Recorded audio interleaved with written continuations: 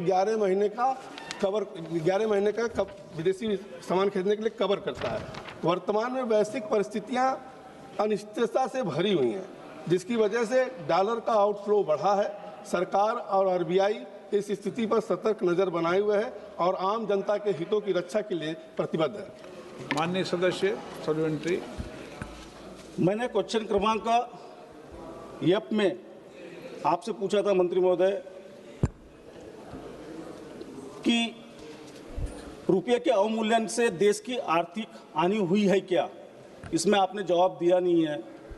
माननीय मंत्री जी ने उत्तर दिया है कि भारतीय अर्थव्यवस्था बनी हुई है, मजबूत घरेलू मांग का मुद्रास्फीति बेहतर है। 3 वर्षों के दौरान वास्तविक जीडीपी में लगातार 7% अधिक की वृद्धि हुई है। सितंबर 2025 देश का कुल एक्सटर्नल डेट लगभग 746 अरब अमेरिकी डॉलर है, जबकि डेट टू जीडीपी रेटियो 19.2% था। इस दौरान रुपए में लगभग 49% की गिरावट हुई है। डॉलर के महंगा होने के कारण देश में महंगाई की काफी बढ़ गई है। घरेलू वस्तु की कीमतों में लगभग मंत्री महोदय पैसा सर एक में मुझे कंप्लीट तो करने प्रश्न तो पूछो। प्रश्न पूछा सर, जो उन्होंने आंसर दिया है वो छोड़ के दिया। जो मेरे प्रश्न है उसके अनुसार नहीं दिया है, इसलिए मैं आपको पढ़ के बता रहा हूँ सर। प्लीज पढ़ के बताओ। आप तो प्रश्न पूछे, एग्जिट प्रश्न। एक सेकंड में पढ़ रहा हूँ। रुपए के कमजोर होने से एक्सटर्नल डेट पर हर साल दिए जाने वाले ब्याज में कितनी बढ़ोतरी हुई है, इसका उत्तर नहीं मिला है सर।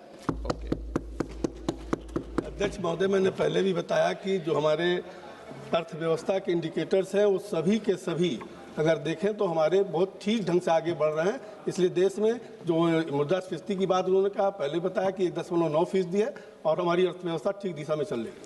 श्री धर्मेंद्र यादव। धन्यवाद अध्यक्ष जी। माननीय वित्त राज्य मंत्री जी का जवाब मैं बहुत ध्यान से सुन रहा था।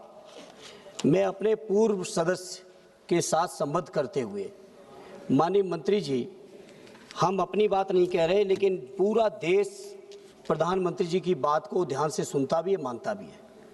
मैं आज इस मौके पर माननीय मंत्री जी, प्रधानमंत्री जी की बात जो पिछली बार उन्होंने याद दिलाई हमारे पूर्व साथी ने, प्रधानमंत्री जी ने कहा था कि रुपए के साथ देश की साख गिरती है। अध्यक्ष जी सवाल कर लें दीजिए, नहीं तो मैं छोड़ दे रहा हूँ। आप नहीं अध्यक्ष जी छोड़ दे रहा हूँ, मैं नहीं ले रहा हूँ। छोड़ दो, बैठ जाओ। मैं छोड़ दे रहा हूँ, कोई दिक्कत नहीं मुझे। चलो, जब सवाल करने नहीं देना अध्यक्ष जी तो आप सवाल पूछो ना, जो एक बार। माननीय मंत्री जी, क्या आज आप इस बात पे कायम है कि प्रधानमंत्री जी की साख रुपए के साथ गिर रही है या नहीं? जो 60 रुपए का 94-95 रुपया हो गया, उसका स्पष्ट जवाब चाहिए, क्योंकि चुनाव जीतने के लिए आप लोगों की बातें कुछ होती हैं और नीतियां बनाने के लिए बातें दूसरी होती हैं। आपने माननीय मंत्री जी, अध्यक्ष जी जवाब में, वित्त मंत्री जी ने जवाब में कुछ देशों का उदाहरण दिया है। दिन रात सरकार के लोग भाषण दे रहे हैं कि हमारी अर्थव्यवस्था दूनी हो गई, 3 नंबर पे पहुंच गई, 4 नंबर पे पहुंच गई। और जब अर्थव्यवस्था के लिए आप जवाब देते हैं रुपए के मुकाबले पे, तो आप उदाहरण के तौर पे दक्षिण कोरियाई बोट कहते हैं, थाई बाट को कहते हैं, फिलीपीन पैसों को कहते हैं। मैं पूछना चाहता हूं, वो दिन कब आएगा हमारे देश का जब हमारा मुकाबला डॉलर से होगा, पाउंड से होगा, यूरो से होगा? जिस तरह चौथी अर्थव्यवस्था की बात करते हो, विकसित देशों से आगे हम कब बढ़ेंगे?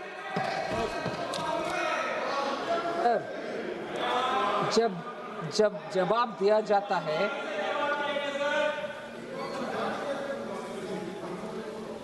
सर, आर्थिक परिस्थिति के ऊपर जब जवाब दिया जाता है, हर आंकड़ा का विवरण के साथ मंत्री जी पंकज चौधरी जी ने जवाब दिया। फिर भी अगर प्रधानमंत्री का साथ मैं याद दिलाना चाहती हूँ, 2 महीने पहले तक एक रीसेंट सर्वे में भी, ग्लोबली जो सर्वे हुआ, सभी प्रधानमंत्री और राष्ट्रपति गण के पॉपुलैरिटी के ऊपर जहां सर्वे हुआ, भारत के प्रधानमंत्री सबसे ऊपर है। इकोनॉमी का विषय इन्होंने प्रश्न पूछा और भारत के प्रधानमंत्री का साख क्या है, इसका जवाब यही है। भारत के प्रधानमंत्री के साख ऊपर है। ये लोग उसको पचना मुश्किल समझ रहे हैं, इसीलिए बार बार उसी के ऊपर प्रश्न चिन्ह उठाया जा रहा है। जबकि कि भारत उठाइए, मगर जवाब जब देती हो सुनना चाहिए, जवाब जब देती हो सुनना चाहिए। Listen to the answer. Sir, Bharat की इकोनॉमी एकदम स्ट्रांग है, हमारे फिस्कल सिचुएशन स्ट्रांग है, और फिस्कल डेफिसिट 5 साल में कैसे मेंटेन करके आ रहे हैं, इसके ऊपर पूरे दुनिया में प्रशंसा हो रही है।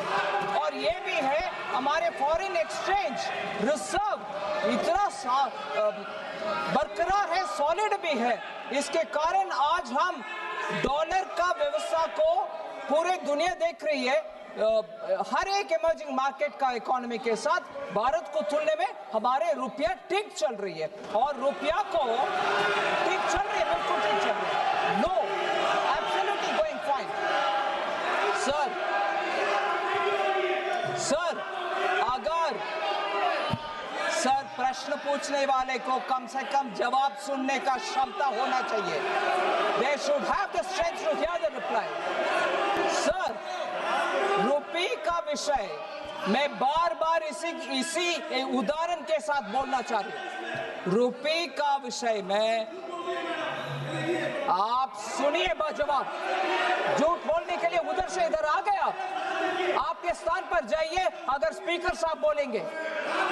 सर, रुपये के एक्सचेंज रेट के ऊपर अगर इतना चिंता है, मैं इनसे याद दिलाना चाह रही हूं, बाकी सब मैक्रो इकोनॉमिक फंडामेंटल्स जब नीचे गिर गए और फ्रेजाइल 5 में हम आ गए थे, वो समय रुपये के ऊपर चिंता हमारी ओर से हम जताया, मगर आज जब फंडामेंटल सब ठीक ठाक है और दुनिया में इतना चल रही है और हर देश के करेंसी ऊपर नीचे जा रही है, इनको सिर्फ एक विषय इनको पकड़ करके हमारी इकोनॉमी को, हमारे देशवासियों का कृषि को, हमारे देशवासियों का मेहनत को अंडरमाइन करने के लिए हमारी ऑपोजिशन अगर है वो ठीक नहीं है।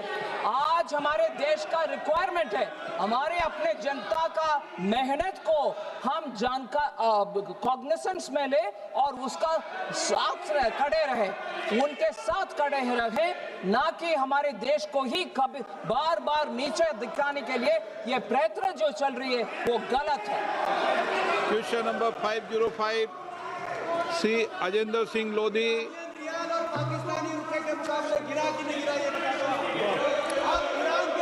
अजेंद्र सिंह लोधी। बांग्लादेशी और पाकिस्तानी करेंसी के मुकाबले क्वेश्चन नंबर 505। माननीय मंत्री महोदय। अध्यक्ष जी, उत्तर सदन के पटल पे रखा है। माननीय सभापति महोदय, मंत्री महोदय का उत्तर केवल कागजी उपलब्धियों का ब्यौरा है। माननीय मंत्री महोदय, उत्तर में दिए गए आंकड़ों के अनुसार माननीय मंत्री महोदय, उत्तर प्रदेश में 1 लाख से अधिक आवेदन आए, लेकिन केवल लगभग 1200 अभ्यर्थियों को ही अवसर मिला है। क्या सरकार